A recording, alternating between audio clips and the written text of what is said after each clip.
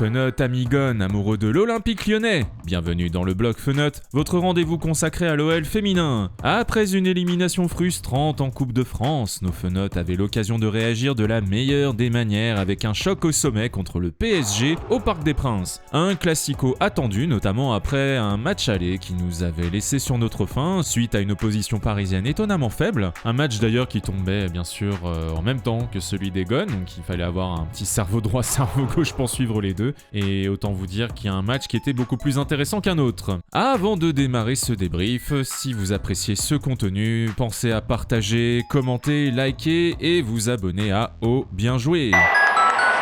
Et oui, l'OL devait se rattraper après son élimination en Coupe de France contre Reims au tir au but. Le PSG espérait relancer la course au titre et réduire l'écart avec les Lyonnaises en tête du championnat, même si toutefois les playoffs sont largement à leur portée. Joe Montemurro a aligné son 4-3-3 classique avec un retour important dans le 11 de départ. Saurez-vous la retrouver ? Dans les cages, bien sûr, c'est Christian Endler. En défense, Selma Bacha, Wendy Renard, Vanessa Gilles et Ellie Carpenter. Au milieu de terrain, on retrouve Damaris Segurola, Lindsay Horan et Jennifer Marojan. Et en attaque, le fameux trio Tabitha Chawinga, Kadidiatou Diani et enfin le retour de Melchi du Mornay.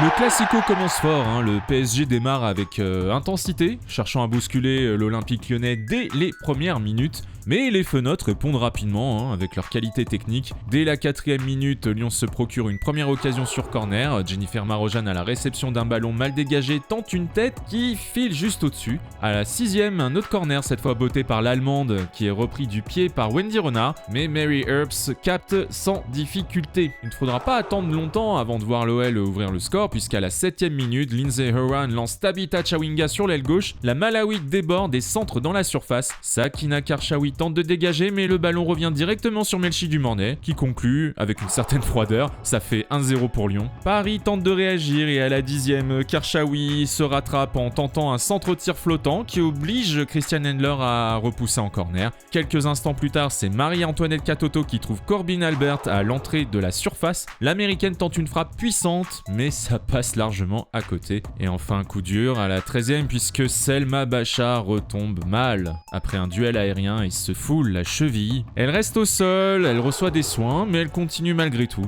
Le match s'équilibre, mais Lyon continue de pousser. À la 21e, une mauvaise relance parisienne profite à du Mornay qui tente sa chance. Sa frappe manque de puissance et Earps capte sans problème. Puis à la 32e minute, Horan récupère un ballon au milieu de terrain et lance du Mornay dans la profondeur. La haïtienne se retrouve en très bonne position, mais plutôt que de frapper, elle choisit d'offrir le but à Kadidiatou Diani, qui n'a plus qu'à conclure 2-0. Lyon prend le large. Avant la pause, Lyon manque de peu d'aggraver le score. À la 36e, du Mornay sert Damaris Segurola dans la surface, mais la frappe de la néerlandaise fuit le cadre. Puis à la 43e minute, Chawinga, très en jambes ce soir, accélère sur le côté droit et sert Diani en retrait. L'attaquante lyonnaise enroule sa frappe, mais ça passe juste à côté.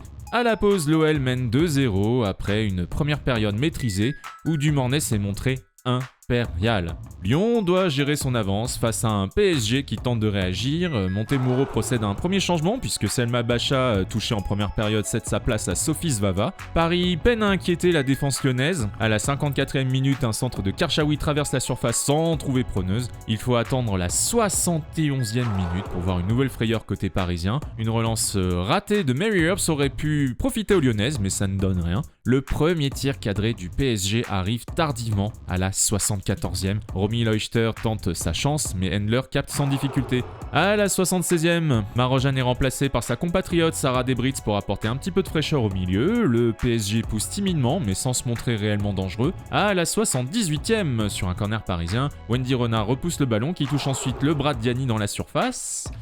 Pas de pénalty sifflé. Joe Montemurro continue de gérer les efforts de ses joueuses. Diani est remplacé par Amel Majrel à la 80e. Lyon sera en gestion jusqu'à la fin du match et s'impose logiquement 2-0, maîtrisant la rencontre du début à la fin. Une prestation aboutie des Fenotes qui ont parfaitement réagi après leur élimination en Coupe de France. Elles ont maîtrisé leur sujet en première période et su gérer la seconde sans trop de frayeur. Une victoire convaincante qui leur permet de prendre une avance très importante au classement.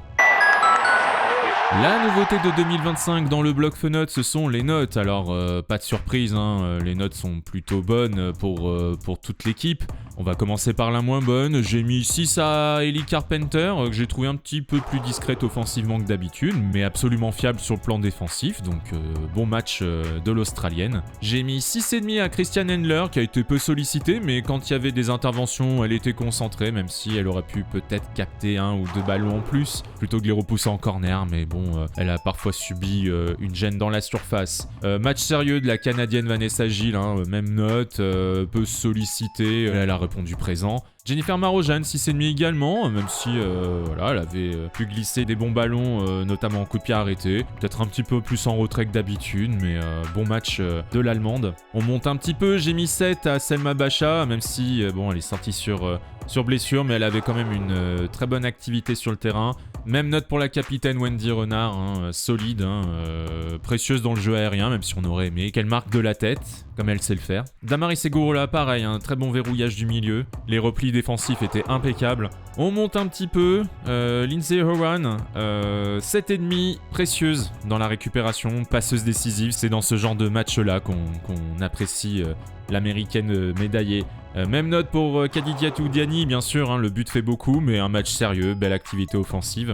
Tabitha Chawinga, je lui ai donné 8. Pour moi, il y a eu un énorme volume de jeu. Ses accélérations ont fait beaucoup de mal aux Parisiennes et c'était vraiment appréciable de la voir dans ce registre par rapport aux 2 premiers matchs de l'année. Et enfin, bien sûr, la femme du match, Melchi Dumornay.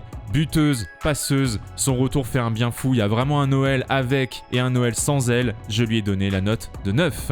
N'hésitez pas en commentaire à partager vos notes et vos avis sur le match de nos fenotes.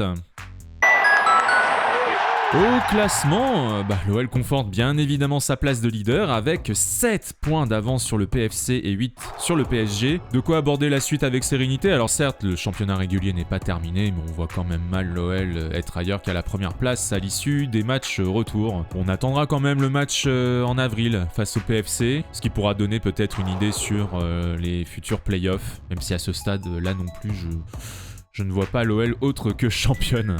Le prochain rendez-vous, c'est le vendredi 31 janvier face à Montpellier pour continuer sur cette dynamique. Voilà, c'est tout pour ce débrief. Merci de l'avoir suivi jusqu'au bout. Si vous avez apprécié, n'oubliez pas de partager, commenter, liker, vous abonner à la chaîne. Oh, bien joué! Amis Fenotes, amis Gon, on se retrouve très vite pour un prochain contenu, car vous le savez, au féminin comme au masculin, l'Olympique Lyonnais est une formidable raison d'être nerveux. Bisous!